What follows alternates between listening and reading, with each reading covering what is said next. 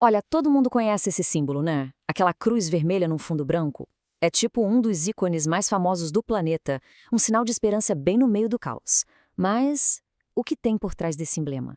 A gente vai ver que tem uma organização com mandato único e um trabalho, assim, super complexo.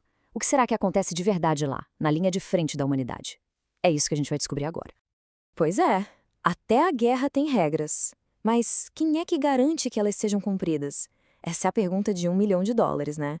Pensa só, no meio do conflito, quando tudo parece desmoronar, quem aparece para defender um pingo de humanidade? Bom, a resposta para isso está num conjunto de leis e numa organização bem específica, que tem a missão de zelar por elas.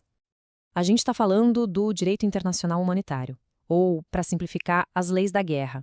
Elas nasceram lá nas convenções de Genebra e, basicamente, colocam limites super importantes.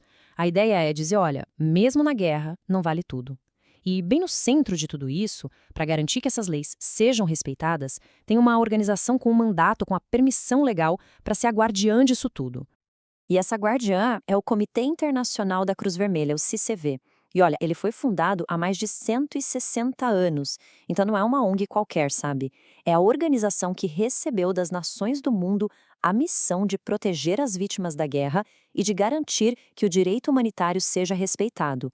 A grande questão é como, né? Como eles conseguem fazer isso nos lugares mais perigosos do planeta?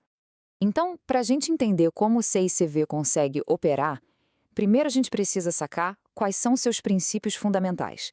E não é só uma questão de ideologia, não. São literalmente as chaves que abrem as portas nas zonas de conflito. São esses três aí: neutralidade, imparcialidade e independência. Pensa nesses três princípios como a moeda de troca do CICV. É por ser neutro que eles podem conversar com os dois lados de uma guerra. É por ser imparcial que eles ajudam quem precisa sem olhar a quem. E é por ser independente que eles não recebem ordem de governo nenhum. Sem essa confiança que esses princípios geram, não teria acesso. Simples assim, impossível. E é aqui que a gente vê uma diferença bem marcante no jeito de fazer trabalho humanitário. O CCV leva essa coisa do diálogo confidencial de bastidores tão a sério que isso acabou levando à fundação dos Médicos Sem Fronteiras, lá em 1971. Funciona assim. De um lado, o MSF acredita que tem que denunciar publicamente as atrocidades que vê. É o chamado testemunho. Do outro, o CCV defende que às vezes o silêncio público é o preço que se paga para conseguir continuar entrando nos lugares para salvar vidas longe dos holofotes. São duas filosofias bem diferentes, mas com o mesmo objetivo final. Tá, mas como é que esses princípios viram ação de verdade? Para onde vai toda essa ajuda? A escala da operação do CCV é gigante. E o orçamento deles conta uma história bem clara sobre onde, no mundo, a humanidade está sofrendo mais.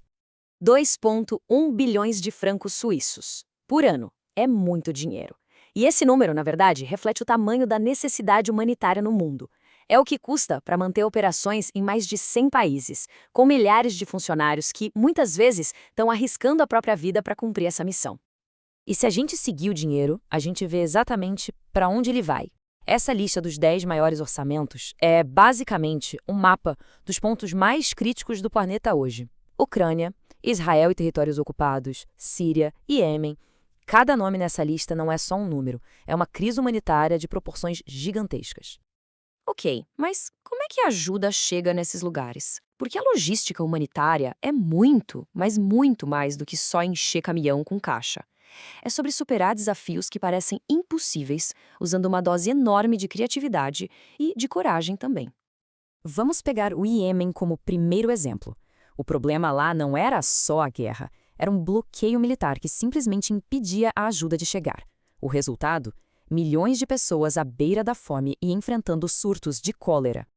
E aí, qual foi a jogada deles? Se adaptar. Montaram uma base logística marítima no país vizinho, Omã, e de lá fretaram um navio. Só que o mais genial é o que eles colocaram no navio. Não era só comida.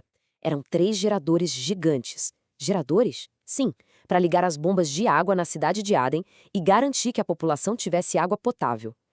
Isso é o que eu chamo de logística humanitária inteligente. Não é só o alívio imediato, é pensar na infraestrutura. Agora, vamos para a Ucrânia. Lá, o desafio foi outro. A estratégia foi a destruição deliberada da infraestrutura de energia e de água. Tudo isso um pouco antes do inverno.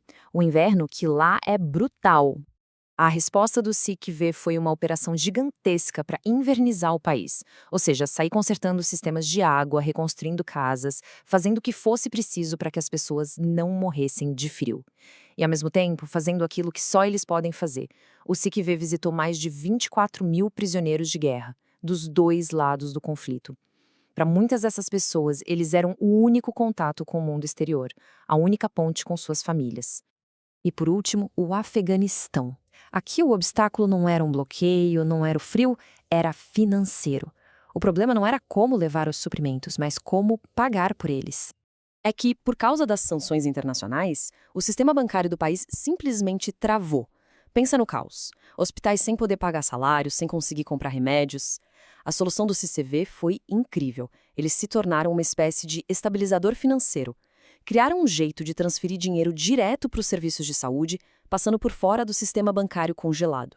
Com isso, eles literalmente mantiveram os hospitais funcionando. Isso prova que logística, às vezes, é sobre mover dinheiro, não só caixas. Só que essa mesma neutralidade que permite todo esse trabalho incrível é também o que gera as críticas mais pesadas contra o CCV. É um baita paradoxo. Essa frase aí, da própria Cruz Vermelha Ucraniana, mostra o custo real desse paradoxo. O que aconteceu foi que, em 2022, o presidente do CICV se encontrou com o ministro das Relações Exteriores da Rússia. Para muitos na Ucrânia, isso soou como se o CICV estivesse legitimando o agressor. A reação foi tão forte que os próprios voluntários da Cruz Vermelha, que estavam lá no campo de batalha, correram perigo, tiveram armas apontadas para eles. E aí vem a defesa do CICV. A lógica deles é a seguinte: para eu conseguir ajudar as vítimas de um lado, eu preciso obrigatoriamente conversar com o outro lado. Falar com todo mundo, por mais que sejam acusados de coisas horríveis, não significa apoiar o que eles fazem. É uma condição dolorosa, mas necessária para conseguir trabalhar. A neutralidade, no fim das contas, é a chave para o acesso. Mesmo que o preço a se pagar por essa chave seja muitas vezes a raiva e a incompreensão. Beleza. Apesar de toda essa polêmica, de todos esses desafios, qual é o resultado prático disso tudo? Vamos dar uma olhada nos números, porque eles contam uma história bem poderosa sobre o que esse trabalho significa na vida real das pessoas. 34,2 milhões de pessoas. Para ter uma ideia, isso é mais do que a população da Grande São Paulo e do Rio de Janeiro juntas. É o número de pessoas que ganharam acesso à água potável em um único ano por causa dos projetos do CICV. É o básico, né? É saúde, é dignidade no meio da destruição. Mais de 737 mil detidos. Num mundo que, vamos ser sinceros, prefere esquecer quem está preso, o CICV vai lá. Eles visitam, monitoram as condições, tentam garantir um tratamento minimamente digno. É um trabalho quase sempre invisível, mas fundamental. E esse aqui, 666 pessoas, mais de 500 delas crianças, que foram reunidas com suas famílias. Cada um desses números é uma história de alívio, de um abraço que talvez nunca mais acontecesse. Esse talvez seja o resultado mais humano de todos. E tudo isso nos leva a essa pergunta final. No mundo que está cada vez mais polarizado, onde tudo é preto no branco, essa ideia de uma neutralidade radical, ela é mais essencial do que nunca ou ela se tornou impossível? As pressões do nosso tempo estão tornando essa posição simplesmente insustentável? Fica aí a reflexão. Muito obrigado por acompanhar essa análise.